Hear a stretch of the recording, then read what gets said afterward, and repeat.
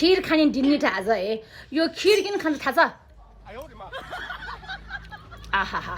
मलाई पनि थाहा छैन हामीलाई खान पाए पुगिहाल्यो होइन नेपालीहरूलाई यो किन खाने त्यो किन खाने थाहा पनि लाग्यो भने त खान ब्याक पाए भयो है अब त्यसो भनेदेखि त लाखमरी किन खाने यमरी किन खाने चिउरा किन खाने है सयमा त्यो डिपमा गयो भनेदेखि त बर्बाद भयो नि होइन के भन्छ चाहिने कुरामा त कहाँ हामी नेपालीहरू डिपमा जान्छ त नचाहिने कुरामा पनि डिपमा जान्छ त है खिर किन खान्छ भनेर है पत्ता लगाएर यहाँ कमेन्ट गर है अब अलिक सजिलो छ नि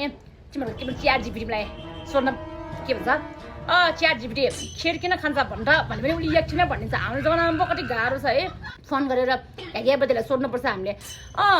घ्याघ्या बजे खिर किन खान्छ भनेर उनीहरूले सोचेर यसो यसो यसो यसो कहानी भनेर लामो गरेर बल्ल भन्छ अहिले कति सजिलो छ च्याट जिपिटीलाई सोध है अनि उसले के एन्सर दियो यहाँ कमेन्ट गरिदियो है खिर किन खान्छ भनेर म चाहिँ अब खिर खान थालेँ है एकदम मिठो छ सामुन्ने पन्ड खिर खाने दिन खके म खोला